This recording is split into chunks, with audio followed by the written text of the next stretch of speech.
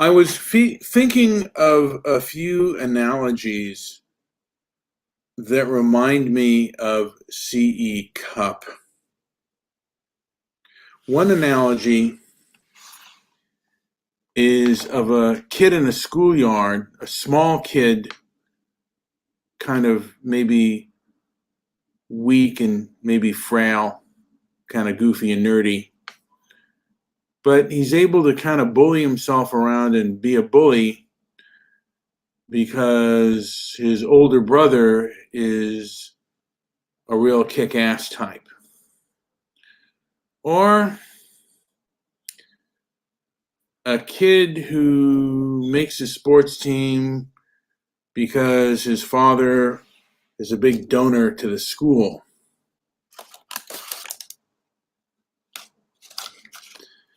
Although C.E. Cupp is kind of a moralist. She's an atheist moralist. She may even think that she is an intellectual, but she's more of an emotional left woke person, woke leftist. And she's gone full woke leftist, even though she claims to be a moderate conservative. Oof, that was hard, folks. Sorry about that. But yeah, she is she claims to be a moderate conservative and a conservative intellectual atheist. Like I said, an intellectual. And I can guarantee you someone like Stefan Molyneux could defeat her handily in a debate with half his brain tied behind his back, if that.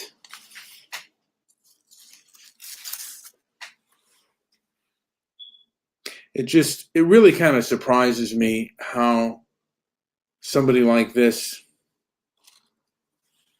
is able to get away with what they get away with. But the establishment right now is woke left.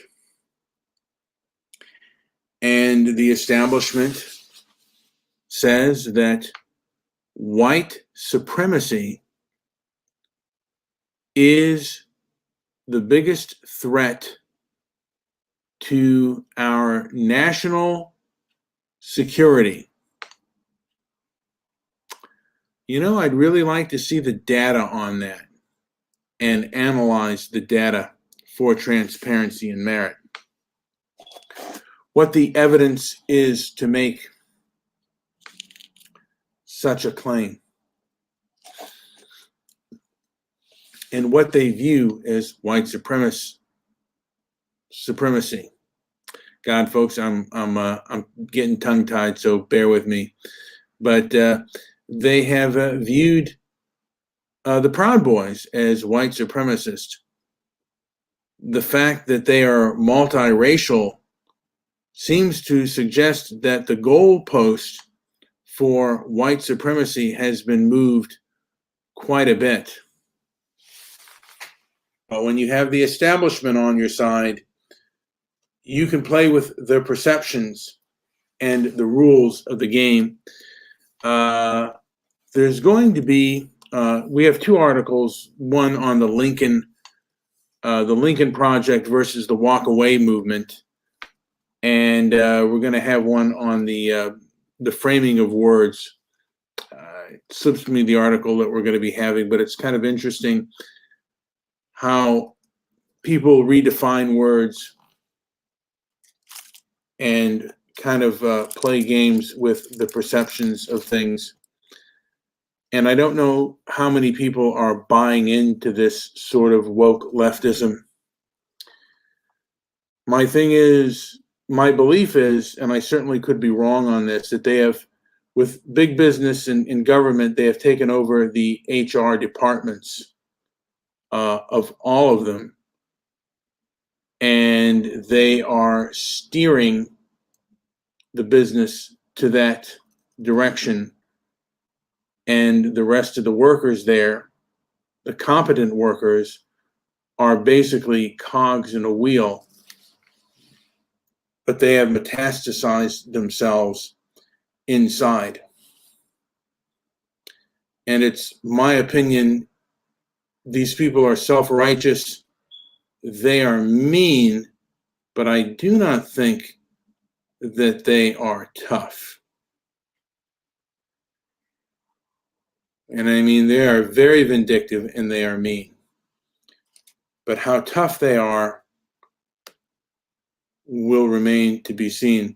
And some of them actually really believe what they believe. And they will live and die by their beliefs. And, so with everybody else. I want to say, as a human being person myself, I've been very angry at the left. And I've been angry at the establishment in the manner in which they choose to behave. The lack of common sense is rather astounding. I've, in my 51 years of living, I've never seen or heard anything like it. I've never seen censorship be unchallenged the way it is, and political violence to suppress speech be acceptable or accepted as it is. Groups like BLM that were discredited just a few years ago is supporting things that are fraudulent, and basically BLM for the longest of time was realized that it was based on hysteria, and after George Floyd, it took it grew by leaps and bounds, and we had riots in the street, and the riots have become normalized. Now we have an election. We just passed an election, and we don't know whether or not, or many citizens do not know or don't believe the election is legitimate. They believe that it is a rigged election. Whether it is true or not remains to be seen, and these things are going through the legal process. And I do believe, and I could be wrong on this too, it's about what the law will allow, what is legal and illegal, what is provable and not provable will be judged on that. And the same thing with things like white supremacy being the biggest problem or the biggest threat to national security. I believe Homeland Security has said that white supremacy is the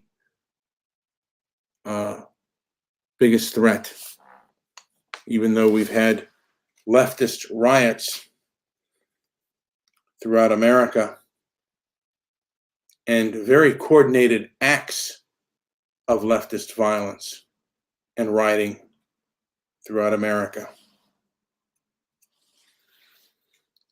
And I guess to a degree, this kind of thing has become rather acceptable.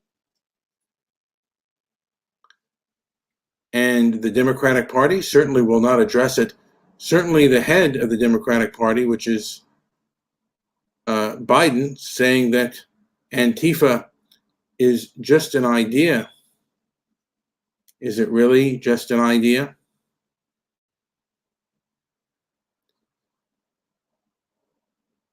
Anyway, I'm going to go further into details on this whole thing.